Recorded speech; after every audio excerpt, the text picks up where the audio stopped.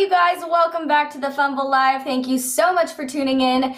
Okay, we need to talk about Devin Booker because Stephen A. Smith just said that he is the next Kobe Bryant. We're also talking about the TRISTAN Thompson mess that he keeps on making for himself over and over and over and over again. But before we dive in, make sure you subscribe to our channel, tap the bell for notifications, give this video a thumbs up, and leave a comment below. Here's the Fumble Squad. I'm Devin Howard. You can find me on Instagram as @DevinHoward. Good morning, everybody. I'm Jackie Ray. You can follow me on Instagram and Twitter @JRayTheFanatic. I almost forgot to this exact second, but it's Taco Tuesday. So are you getting tacos tonight, Jackie? Is tonight the night? And I clearly almost forgot it was Taco Tuesday. I don't even know. Maybe. Solid maybe. I'm not getting tacos. I'm saving those for Friday. I'm getting tacos on Friday. Don't you guys love how I have my meals planned in advance so far ahead? Yeah, I don't even know what I'm eating for lunch, and you know what you're eating on Friday. I know. I don't know. And I'm making them on Friday. It's not even like I'm going to a restaurant or anything. I am literally cooking them myself on Friday. I don't know. I love food, you guys, so I get excited about planning my meals. Jackie, one thing, or I guess for everybody, one thing that I wanted to share, my voice is still super raspy. I still sound like I'm kind of sick, even though I'm not. I went to bed last night at 8:30 p.m. and I woke up at 5:30 a.m. this morning, which is so much sleep for me. But still, at 5:30, I woke up, I did some work, I did some studying. I was like, wow, this is great. I cleaned up a little bit. It was kind of nice. Did you get a good night's sleep last night, Jackie? I did not. You know, honestly, going to Denver and coming back at the break of dawn, I technically got back Sunday night, but the garage that I was in, well, I got back at midnight, so it's Monday morning, and the garage I parked in got the little arm thingy was stuck. So we were all trapped in there for 30 minutes, and then it took me 30 minutes to get home, and then I didn't fall asleep until like 3. So I was like behind on everything yesterday. So I didn't even get done working last night until like 10 o'clock. And then when I get done working that late, it takes me forever to fall asleep. So the short answer is no, I did not get good sleep last night. Okay, well, I think that you need to go to bed at 8:30 tonight then, because it sounds like you really need it. Okay, Jackie, before we dive into this news about Devin Booker, I have a little game that I want to play. It's kind of like quick fire, yes or no answers. And then if you want to elaborate, go ahead. But let's start off with question number 1. I saw this online yesterday. So out of the superstars who are not appearing in the Western Conference Finals, who is missed more? Is it Chris Paul or Kawhi? Okay. I'm going to go with, for his team, it's probably Chris Paul, but before the general population, I'm going to say Kawhi, because we always wanted to see if this Kawhi thing was real, if he could actually, lead this Clippers team all the way, because I have said from day one that I think he's the problem as far as their chemistry. So I think from a narrative standpoint, it's Kawhi. But as far as who's more valuable to their team, especially vocally, and who's passing on knowledge and who just makes everyone around them better, it's Chris Paul. I don't think Kawhi makes anyone around him better. I think his talent is good, but I don't think he makes anyone better. I don't think he makes anybody better either. And that's actually a great point to make. When I initially thought about this, my mind immediately went to Kawhi, just because I felt like the Clippers need him. I mean, just because based on what we saw of Paul George in the playoffs last year, Kawhi seems like more of a necessary figure. But then you think about Chris Paul and the leadership that he provides the team, and how kind of sad it is that he's not able to appear in this series. So I think now that I'm considering it again, it probably is Chris Paul. But yeah, because Kawhi doesn't really go in and elevate the team. Moving on to the next question. Speaking of Paul George, has he officially silenced all of the doubters, all of the haters? Absolutely. I mean, except for, haters are going to hate. But yeah, I've even stepped up for Paul George and said he's doing a tremendous job. So yes, absolutely. All right, the hate is done. The Paul George slander will no longer be tolerated by Jackie Ray. Okay, this is a big question, and we're going to dive a little bit deeper into this in our first Need to Know News story. Is Devin Booker a top 10 NBA player right now?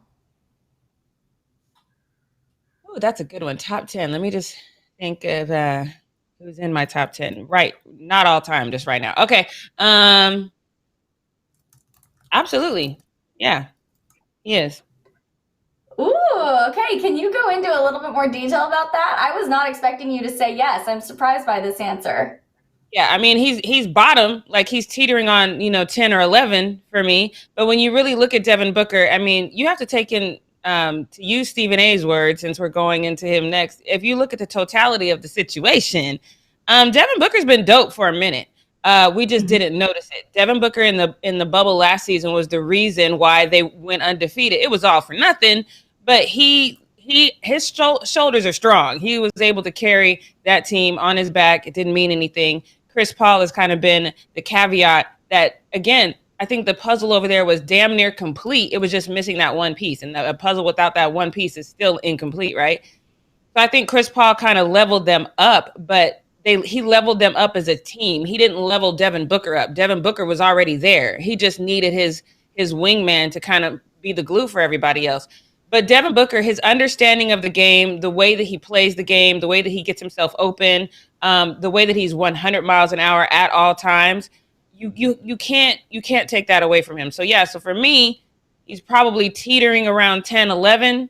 I saw Doug says I think top 15. I wouldn't even be mad at that. But when I'm looking at everybody, and then especially when you start, it depends on what math you do, right? So when you add, you have to give him at least 20 points just for being the guy that if he goes out, we see that they can do it without Chris Paul. If he goes out, yeah, you can hang up the Suns. It's not a thing, So the value that he brings to that team, what he's doing, and I know people are mad. I know this is going to get into what we're talking about. I know people are mad about this comparison that Stephen A made, but Stephen A, number one, is not the only one. I personally have made that comparison just because if you literally, especially his little jumper, if you do a video of Kobe and Devin side by side, it's the same thing. Like if you look at the way he plays, it's very, very similar.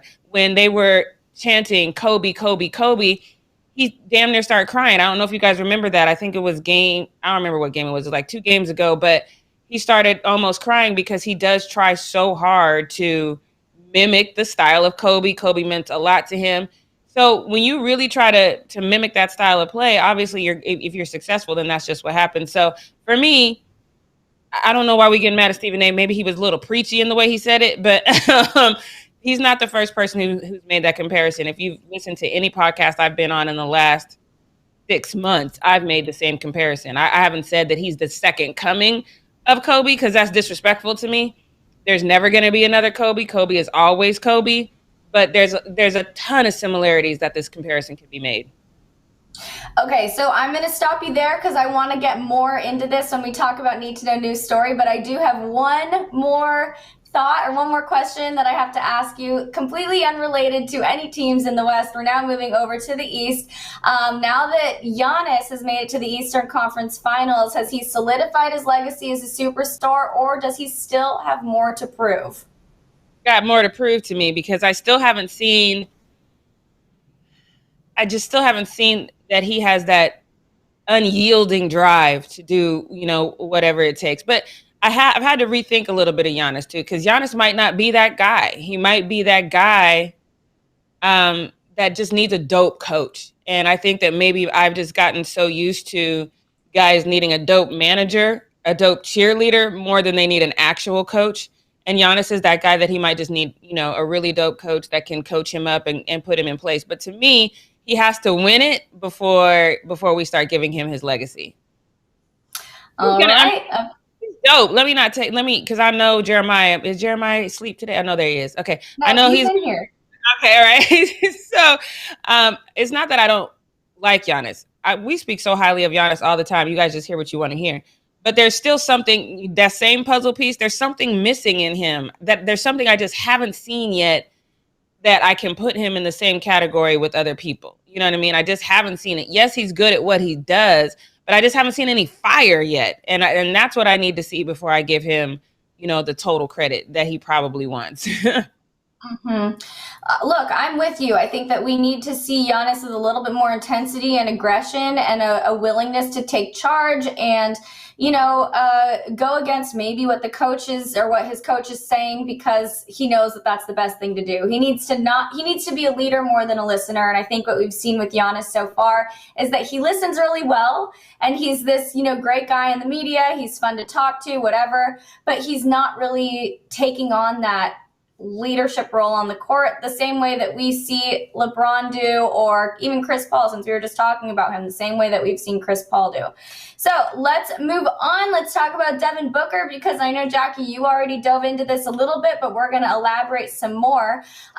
So when it comes to Devin Booker, he has been this rising star for a long time. A lot of the conversations lately have been about Chris Paul and how he has been so amazing for the team, and he's really helped elevate the team. He's received a lot of praise for just his leadership skills and how he utilizes his veteran experience to uplift his younger teammates. But Devin Booker really is another guy that I think deserves a lot of our attention. So he dropped 40 points, 13 rebounds, and 11 assists. That was his first triple-double in Game 1 against the Clippers. And, of course, that's going to get him a lot of positive attention, and it's really well-deserved. Stephen A. Smith even went so far as to say D-Book is the next Kobe Bryant, and the similarities are obviously there when you watch them play. Side-by-side comparisons, there is no doubt that D-Book plays in a very similar way to Kobe, but that he also draws a lot of inspiration from Kobe as well. So let's listen to what Stephen A. said first. So Leo, can you throw that clip up there for us? Devin Booker is the next Kobe Bryant. Yep. I'm saying it on national television. Devin Booker is the next Kobe Bryant. Yeah. It is official. His first playoff appearance. And the brother's a #1 option, averaging over 28, dropped 40 in a triple-double in the first game of the conference finals. And just the way he plays, he's an assassin. And guess what? This Clippers team, you need Kawhi back to knock that kid off. So, Jackie, I hear you agreeing, but there were a lot of people who were not happy about Stephen A's take on all of this. So, Leo, can we get the first tweet up there? This one, and I agree with this one, there is only one Kobe Bryant. That's absolutely true. It doesn't mean that we can't compare a younger or a newer player to somebody like Kobe. But this person writes, can he not just be Devin Booker, LMAO? And then this person thinks Stephen A just says anything now. So clearly the thought here is that people are not agreeing with him. This person said Stephen A. Smith has a bad habit of crowning these dudes before they even survive a postseason. The next Kobe Bryant, before Book has even seen the finals, stop. And then moving on, no disrespect to Devin Booker, but can you let him win a championship or MVP first before you compare him to the great Kobe Bryant? And then another one that says, how is he Kobe and never won a ring? And I think there might be a couple more. Bro, why everyone has to be the next someone? I like Booker, but he ain't no Kobe. No one is Kobe. Stop with this trash. And that was the last one there. So a lot of people focus on the fact that Devin Booker has not won a ring. And a lot of people, I think, feel that Kobe's legacy is extremely sacred and that it's reckless to compare a younger player to him. I don't necessarily feel that way. I've always felt imitation is the most sincere form of flattery. And I'm sure that Kobe would be kind of thrilled to see somebody like Devin Booker rising up in the ranks, potentially becoming a top 15 or top 10 NBA player in the league right now. And a lot of the reason why is because he's emulating Kobe, you know? So I'm not necessarily mad at these comparisons, but is it too soon considering D-Book hasn't won a ring yet? Do you think that making it to the finals is the next step for him to really become the next Kobe Bryant, or you're okay with these comparisons regardless of that? I'm definitely okay with the comparisons regardless. And I'm okay with people saying, because this one is interesting because Kobe Bryant was actually his mentor. So a lot of the visceral reaction we're seeing to this comment is because Kobe's no longer with us. But if Kobe was still with us and Kobe was still mentoring Devin Booker, and even if we saw Kobe at a game, these comparisons would abound, and people would do these side-by-side comparisons that I just mentioned, and they would show the similarities between the two games, and people would say, oh, yep, he's the next Kobe Bryant, he's the next Kobe Bryant, and none of us would think second about it because we would see how influential Kobe Bryant is in this young man's life, and it would be fine. But when somebody passes away, somebody is great and is iconic and as game-changing as Kobe Bryant, and then you start saying somebody is like him, it is going to cause these kinds of reactions. So I'm not mad at people getting upset about this because Kobe meant something to damn near all of us. You know what I mean? So I understand why people feel this way. But again, the fact of the matter is this kid is admitted, and I hate to call him a kid because he's a grown-ass man, but this man has admitted that he channels Kobe Bryant, that he takes everything, every moment, it means something to him now. And it probably means more to him than it does to us because he had those moments that are inspiring everything he's going to do in life, everything he does on that court. It is inspiring to him. And so to sit back, and especially those of us, I mean, I know a lot of people didn't see all of Kobe's career, but for those of us who did see Kobe's career, it is easy for us to sit back and go, damn, this kid, like, damn. You know, it's easy for us to do that because we can remember, we can call things up in our minds. Like I said, I saw him do a pull-up that I had to do. I was like, if he wasn't so light-skinned, I might have thought that was Kobe for like half a second, but he's a little too light, so I knew it wasn't him. But for the most part, when you look at his style of play, it is just so similar. And I believe firmly in giving people their flowers while they're here. And saying that this young man is exactly, I don't want to say exactly, but that his game emulates Kobe is a compliment. And it's probably one of the highest compliments you can make to him. And it's one that I know he is going to receive very, very well because of what Kobe meant to him. And I think people are just taking it too personally, this comparison, because of what Kobe meant to them also. So it's just a little different. And I understand people getting upset about this. I think it was Doug, or I don't know who said it in the chat, but at some point, you know, 10, 12 years from now, there's going to be a kid that says, you know, I'm patterning my style of play after Devin Booker, because that's how it goes, right? Kobe patterned his style after MJ. LeBron said he looked up to Kobe, and then now people are looking up to LeBron, and now that's how it goes. People always see what's in their immediate path, right? So it's what Stephen A is not, what he said is not disrespectful.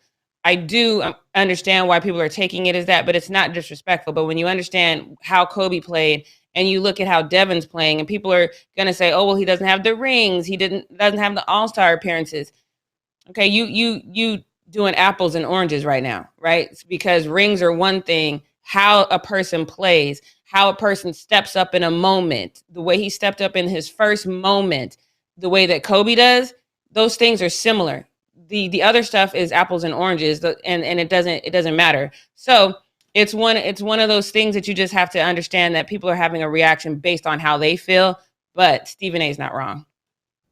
Yeah, you know, I think you touched on something really important, Jackie, is that when people do make this comparison between Kobe and Devin Booker, it is a huge compliment. I mean, that is like the ultimate compliment that you can give a rising star NBA player right now. Do you think that with Stephen A. Smith going on a public platform and making this comparison and saying that Devin Booker is the next Kobe Bryant, that it doesn't leave room for D-Book to really develop his own legacy and his own career? Or do you think that really it doesn't play any effect in that at all? Or not his own career, but just build up his own kind of like status as a star player?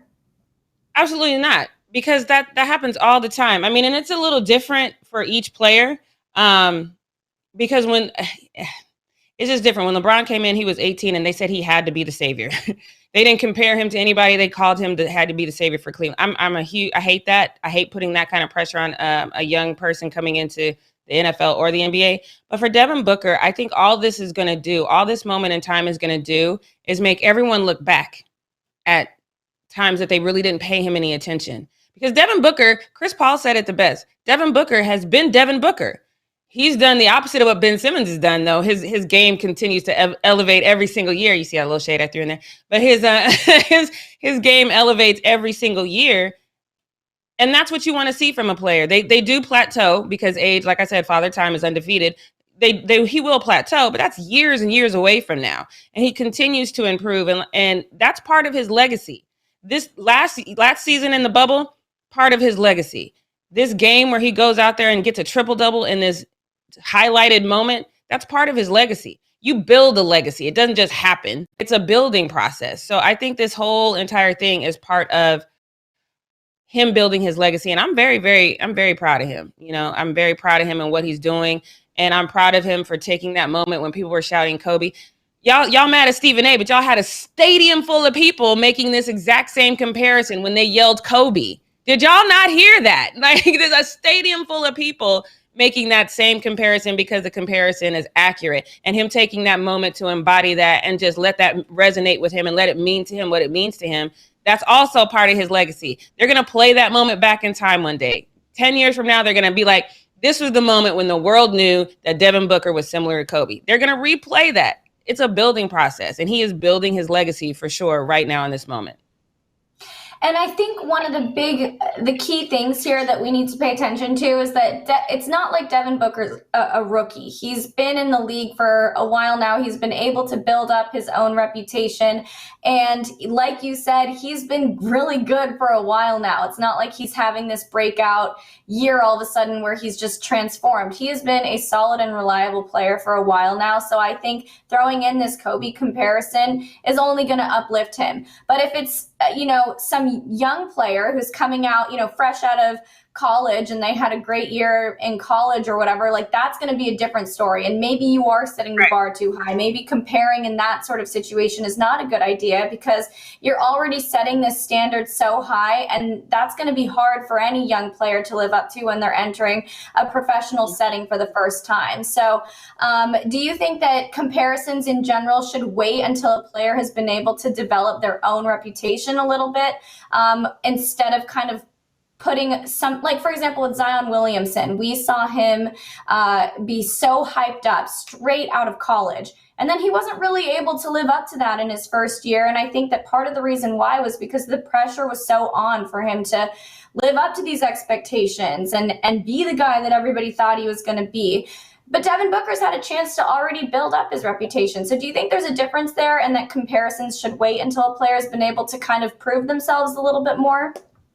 That's never going to happen. People are always going to compare because we've already seen a lot of greats come through. A lot of us have been watching basketball since before we could talk. So that's never going to happen. These comparisons are always going to happen, and you just can't help it. Some of the reason why this hype is happening with Devin Booker right now, it's the curse of the small market. When you're not, in LA or New York, it's the curse of the small market. Our producer in the chat yesterday said, look at all the things that's happening in Atlanta. How many times have we actually spent as much time as we have on anything talking about Atlanta? It just doesn't happen. And it's the problem with the small market. That can be a blessing or a curse, because when LeBron came in, Cleveland was trash, and now all of a sudden the weight of that franchise rested on his shoulder. When Zion came in, the Pelicans were New Orleans was in this weird slump, and now the weight of that franchise rested on Zion's shoulder. That's not a good thing, but that's when those comparisons start. You heard the comparison of, if Zion lose weight, he can be more like LeBron. I don't like those comparisons happening that soon. I definitely think you give these young players, because a lot of these players don't know who they are yet, and they're still that college player. They're still remembering things their high school coach said to them. They haven't developed into a true professional yet. They're just kind of still a college player. So they need time to develop. Is that going to stop the comparisons? Absolutely not, because some of the greats that we're talking about are still in the game. And especially when young kids start saying, I looked up to this person, I looked up to that person. Well, now you just doomed yourself to some comparisons, because now we're going to look at the people that you look up to and see if we see any similarities in your game. So, it's just one of those things. The comparisons are always going to happen. There's never going to be a memo that goes out to the world that says, hey, stop comparing people. Give them some time. That's not going to happen. It's not going to happen.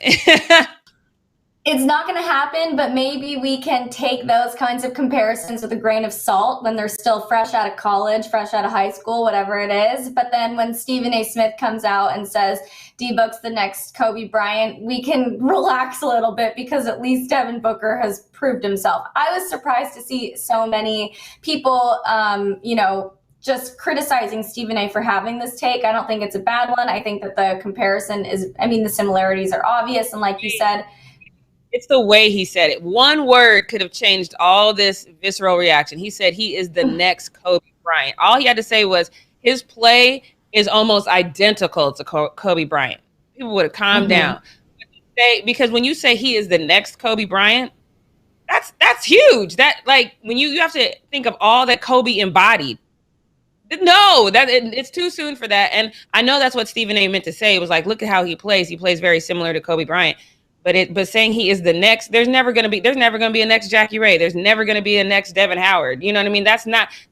We're all very unique in our own way. To say somebody is the next is not only disrespectful to the person you're comparing them to, but that person. And I still fall back on whoever said that in the chat. Can he just be Devin Booker? Can he be the next dope Devin Booker? Because that's who he is.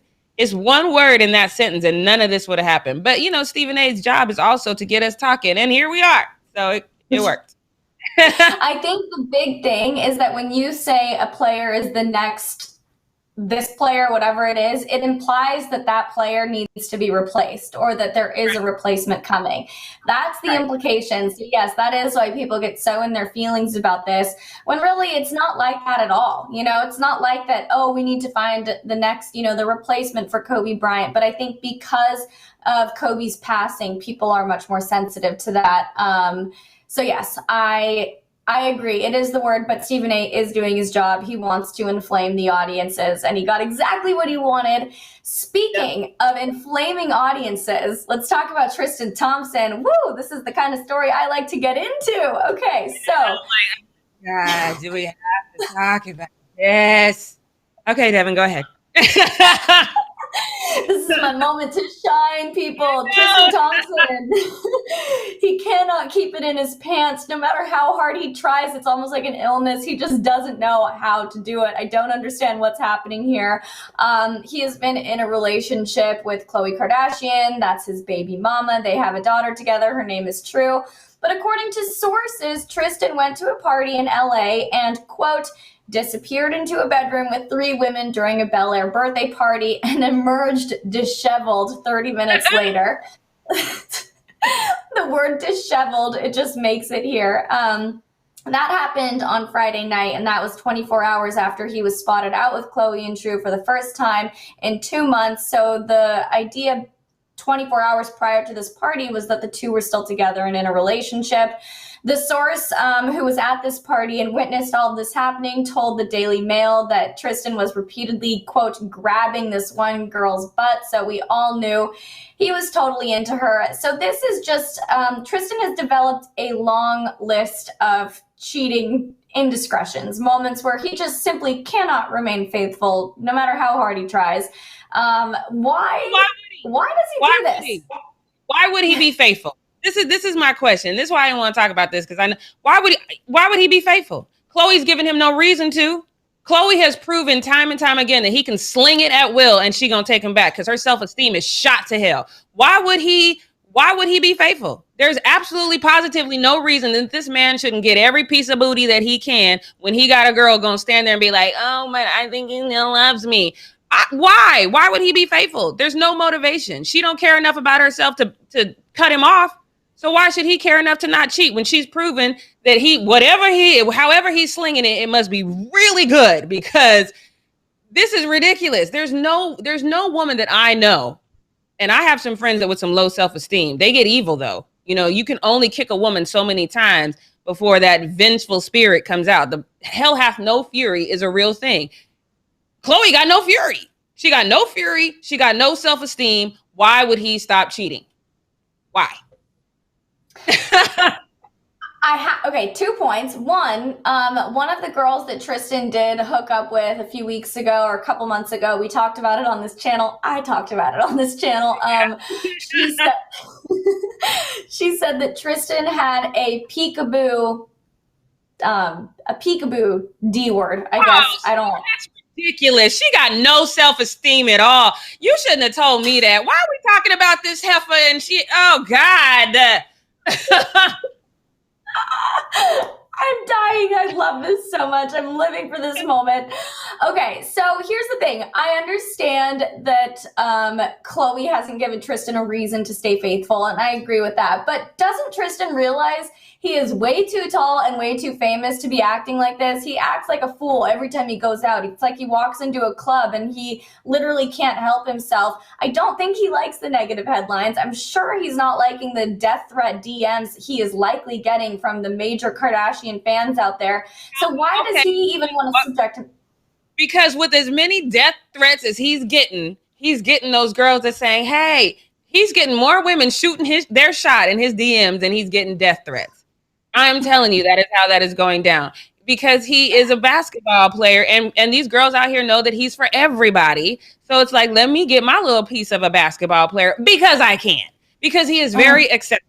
And what you should do is be friends with Khloe so you can get close to him, because clearly Khloe don't care. So no, he's not getting as many death threats as he is getting like, oh my God, hi, here's my number, call me. He's getting way more of that. I promise you that.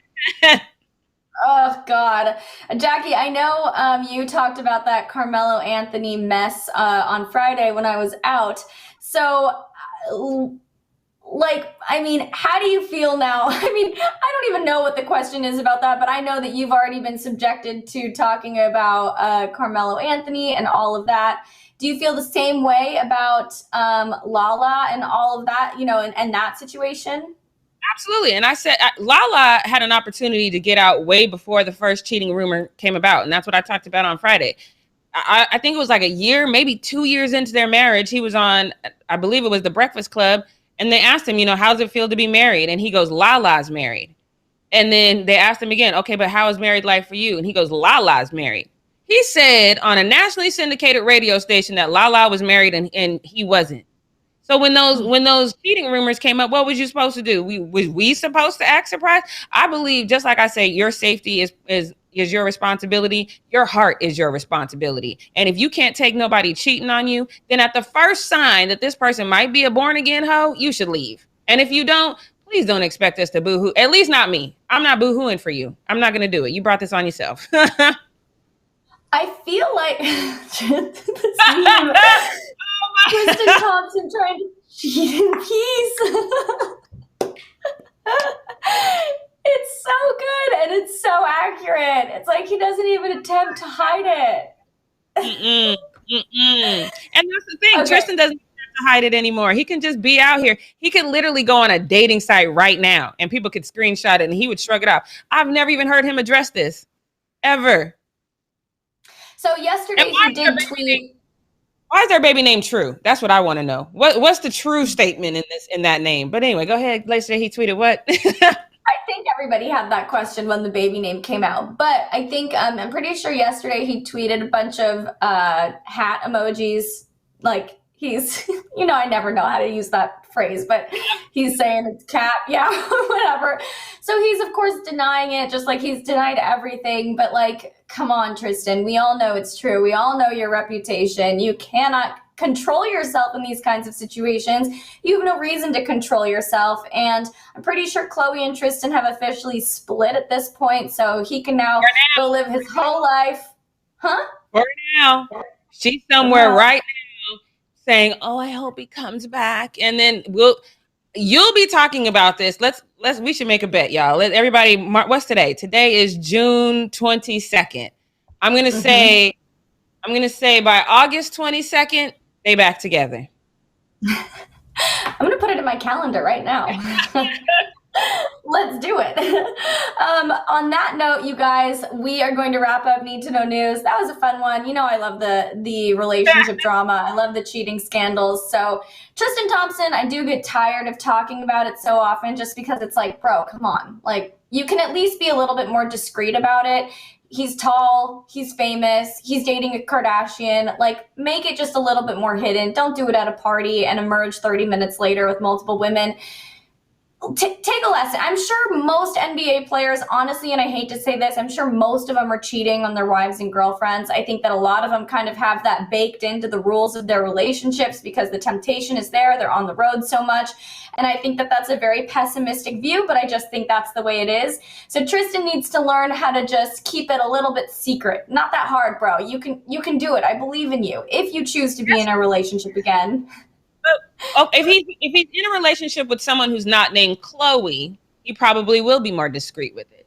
But Chloe doesn't think enough of herself for him to work that hard. Like he just. So Kevin Pryor one-upped me though. He said 4th of July they'll be back together. Damn, that's right around the corner, Kevin. That's fast. I'm putting it into my phone right now. We're gonna put it here. The August 22nd is the day that I'm sticking with. On that note, let's get into the post up, Jackie. What is happening? Yes, let's get into it because now we can get back to some Ben Simmons slander, if we must. Dwight Howard's not here for it though, and he is not a fan of the Ben Simmons slander. He went live on Instagram yesterday. I got the notification because yes, I do follow Dwight, and yes, my notifications are on for Dwight. And I saw he went live, and I can appreciate what Dwight is saying because Dwight is one of those guys that we became very, very critical of because he kind of became kind of weird when he was Ben Simmons' age. He was dope, but then he got kind of weird and was doing weird stuff and just seemed too happy-go-lucky. Didn't have the fire that we're talking about. But I think it probably triggered a moment in time for him on all the criticism that he received. So he took to Instagram to kind of say, "Hey, y'all, stand down." So take a listen. It say 76ers. It don't just say Ben. And I don't think it's right that everybody's just sending this man bad messages and all this negativity. And I think it sucks. We're supposed to be the city of brotherly love. And the best thing we can do is just send him some positivity. This man is 24 years old. He's 24 years old. He's still learning who he is as a person and a player. I know a lot of stuff they can say whatever they want about anything about this man. But he's still a young man. Did the whole video play before we? The whole video did play, but then just say if you saw the video, blah blah, go over it, reiterate it. All right, guys. So let me. I'm assuming we live. All right, we live. All right, so guys, I'm hoping you saw that video with Dwight Howard. Anyway, he went live yesterday and basically did not want any slander for Ben Simmons. But in the comments of his live, people were saying that he shot better. I think some of you guys, right when we crashed, were saying the same thing, that Dwight actually shot more threes than him. Now, despite this man saying, no more shade for Ben Simmons, the shade continued. This guy says, same Dwight who also didn't work on his game, same man who never developed any post-game moves, same man who got called out by Kobe for his lack of maturity. Okay, just checking. And then the bottom one says, same kind got to stick up for the kid. He had no work effort, just like Ben don't. So that's the past, though, y'all. If y'all remember when Dwight was younger, that's not the thing. And this person called it out. You can throw that one back up there. He says, when Dwight was 24 years old, he was carrying the Magic to the NBA Finals. You either got it or you don't. So, right. This person is basically saying if Ben don't got it by now, he don't have it because back in the day, Dwight actually had it. So this one is interesting because I don't understand why we just do this, because this guy went way left. He says, big booty bandit Dwight Howard. Of course you have Benny's back. You didn't do anything either because of you. Embiid couldn't really rest. And you talking about we need to send some love to Benny Simmons, knowing you would accept that challenge. Okay, you went too far. And this guy, and this is what I think every time people throw shade. I think Ben deserves the shade he's getting about his game, but going personal like this is something else. You really said all this from your mom's couch. Every time y'all go low, this is what I think. I think y'all living at home with your mom. Now, here's the thing. I think Ben Simmons deserves all of the shade that he's getting. But if what Dwight Howard is saying is true and he's getting death threats in his DM, that is way too far for me. Obviously, it's not that serious. It's a game. I do stick by what I said. Either he needs to get counseling and figure out why he lives in his head, or he should retire. It's an either or situation, and I think he needs to receive that. But y'all can't be sending death threats and stuff to Ben Simmons. This is ridiculous. Devin, if what Dwight is saying is true and he's getting death threats, obviously, I know you think that's too far, right? Of course, I think death threats are way too far. And you guys know I like a little slander, I like a little drama, but when it comes to actually like doxing somebody or, you know, sending death threats, like that's just taking it way too far. The internet can be a really fun place. We can let people, you know, go back and forth and throw a little shade, but as soon as you get so serious, like by sending death threats, that's when you've taken it way too far. Don't take it so seriously. Yeah, and I agree. I just, you know, there's a part of me that feels bad for Ben Simmons just because he does live in his head, and however he got there, there's probably some trauma that's outside of basketball that got him there. So I'm sincere when I say this man needs counseling. I'm not even kidding. But let's move on to this next one, because if you guys remember, after when the Hawks won Game 7, Ice Trey didn't have that great of a game, right? He just didn't. And so Kevin Huerter had to step up. And he literally stepped up in a big way, and he was the reason why they won that game. So I'm setting that up because this is the best hype video I have ever seen. Because you know how hype videos start. They always start with some dope music and high intensity music. This one kind of starts with one of my favorite songs. It's the Welcome to Atlanta. So you think it's going to be this dope little, you know, hype video. And then it goes to the whitest song from the 80s ever. And I love every piece of this hype video. Take a look.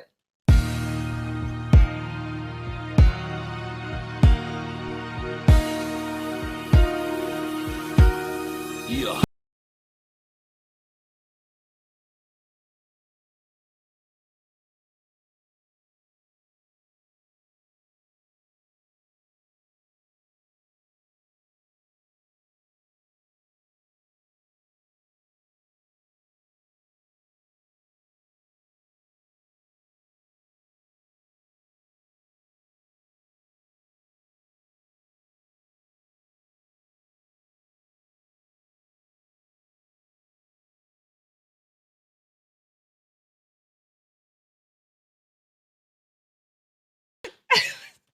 That was the best thing I've ever seen. I actually love this moment in time. Kevin is officially my guy because he owned this moment, and he is officially my guy. That music with his face and that moment where he sinks that basket, and he's like, oh, this is my guy. I don't care what y'all say. Nobody's going to speak ill of Kevin. Devin, I hear you got something to say back there. I can hear your mic. I love it. I thought that was so good. I think that's probably one of the best hype videos I've ever seen, because usually we get the hype video with like the intense hip hop track, and I love that it was the 80s song. That was perfect. Couldn't have asked for anything better. Kevin says he actually looked like Rick. He does. That's why I thought it was dope, because it was like, is that his dad? Like, what is happening right now? So funny. I absolutely love this. This was fantastic. Kevin, you are officially my guy. All the Kevins, Kevin Lane, Kevin Pryor, and now Kevin Huerter. You're my guy. I see you guys in the chat says talk about Sha'Carri. Hold your horses. Okay, we're getting to it. But trust me, it's coming. But let's move on to this one, because you know Tom Brady is my dude. Now, I'm a little disappointed because I don't think LeBron is going to be on this episode of The Shop. But we need to figure this out.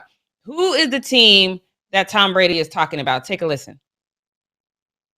One of the teams, and they weren't interested at the very end. I was thinking, you're sticking with that mother. Anything you've ever heard me say.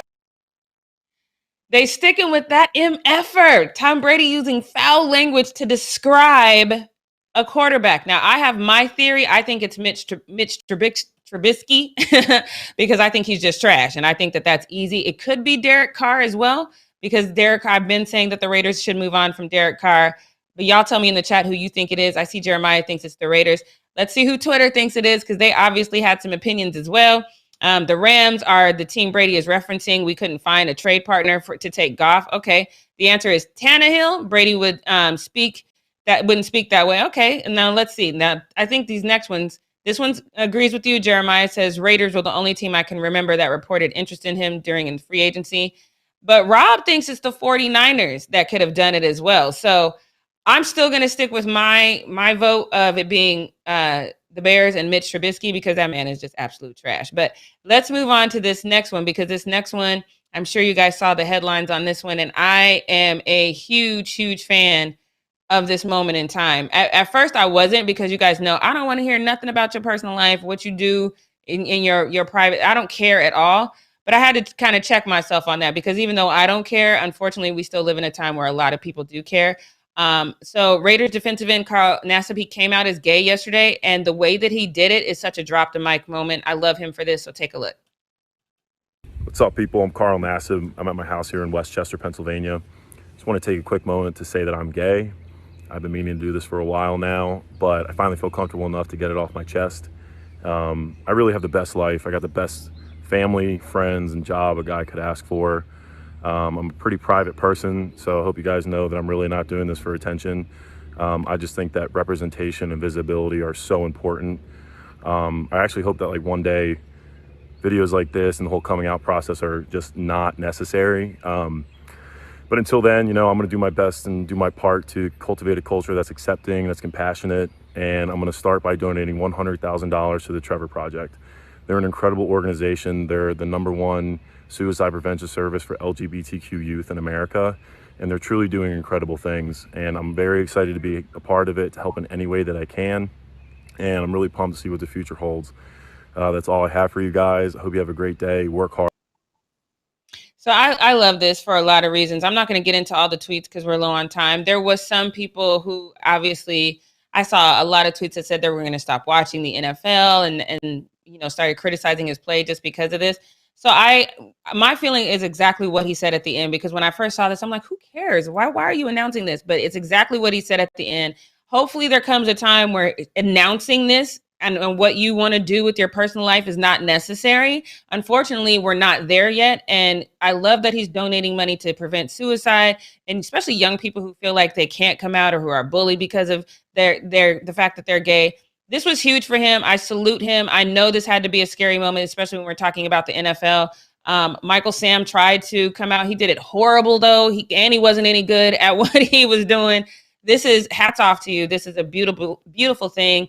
I think the LGBTQ community should be very proud of this moment and very proud of this man for doing this, because this was amazing. So let's move on to this next one, because speaking of amazing things, SHAQ, y'all know I don't really like SHAQ that much. 80% of the time, I do not agree with SHAQ or his antics. But one thing you can't take away from this man is he does have a giving heart, and he does want to try to help. So he actually, this was an Instagram post that said that $1,500 ain't nothing to me, but mom trying to help her babies go to school, I'm standing right there to do it. And that's what he told the podcast about him being in the store. He witnessed a woman not being able to pay for laptops for her kids, and he just bought them for her. So I think that's beautiful. Sports Center retweeted his motto. And I love his motto, and I think it's a motto that a lot of people should start to live by. It says, my motto lately is, it could be worse, and that could be you. And that's the truth. SHAQ says he goes into stores looking for moms to help out. In this moment, he said he saw a mom at the register who couldn't afford school laptops for her kids. And so he stepped in and said, I got it.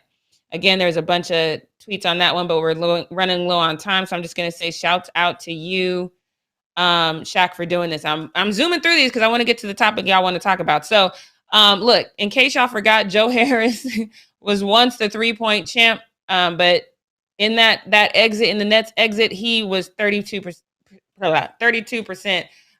from beyond the arc. So he was not playing well. I didn't even really realize people had jerseys, but here they go doing this dumb nonsense again. Take a look.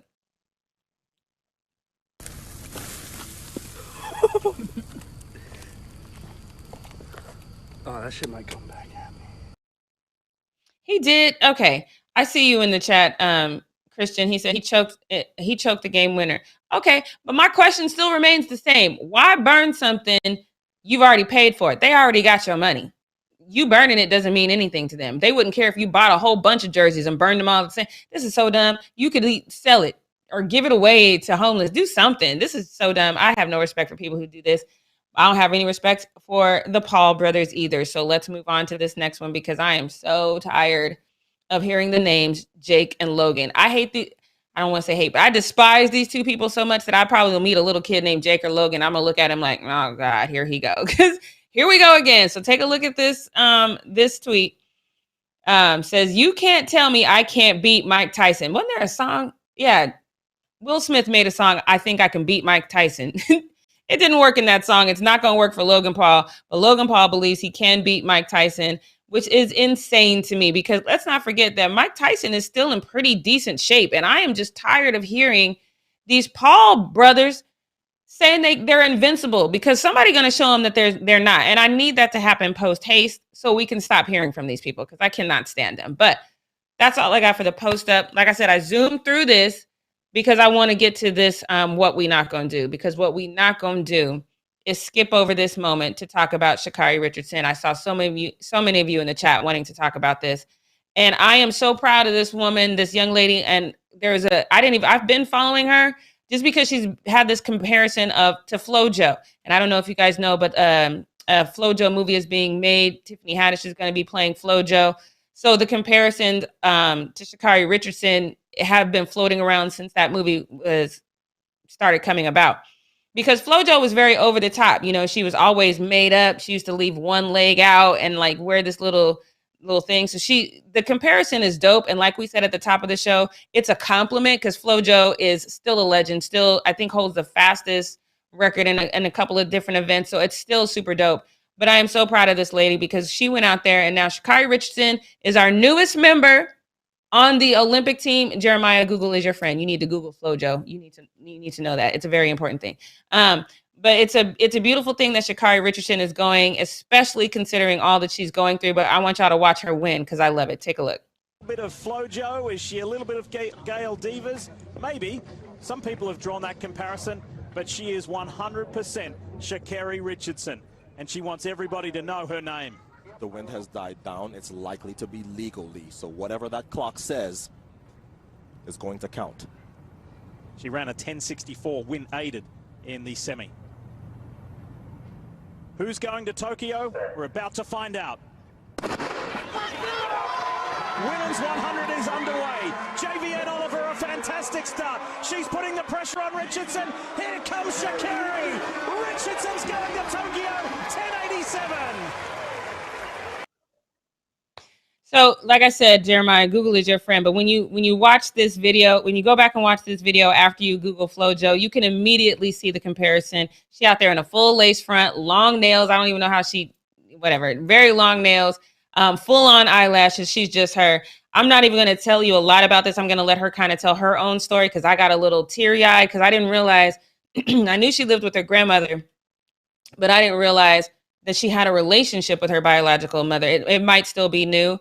But hearing her tell her story was so moving. So take a listen to that. What did you say? You lost your mother? Yeah. I'm still here. Last week finding out my biological mother passed away and still choosing to pursue my dreams. Still coming out here. Still making sure to make the family that I do still have on this earth proud. And the fact that nobody knows what I go through. Everybody has struggles and I understand that. But y'all see me on this track and y'all see the poker face I put on, but nobody but them and my coach know what I go through on a day-to-day basis. And I'm highly grateful for them. Without them, there would be no me. Without my grandmother, there would be no Sha'Carri Richardson. So my family is my everything. My everything is to the day I'm done. I saw somebody in the chat say she's out of breath. She's out of breath from that race. She's out of breath from the emotion that she feels. Leo, you can play the last one. I'll just talk over it. But this moment in time where she just kind of falls into her grandmother's arms and she's there for a good solid minute, you guys. And she's just living in this moment. She's gone through a lot. And so I think her story is just one of those things that I really want young people to embrace because you go through a lot, you know what I mean? And so all you can do is keep going. There's literally no other choice. You can sit and you can wallow in it, or you can fight through it. I'm not saying that you ever get over the pain. I'm getting all teary-eyed just watching her with her grandma.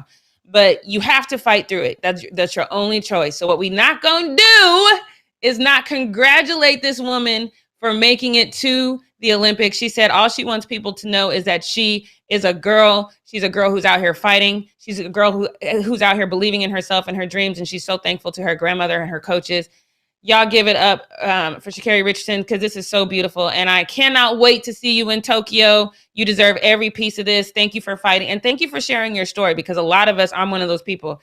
A lot of people don't know anything that I'm ever going through because I just keep it close to my chest. And then years and years after it's over, then that's when I talk about it.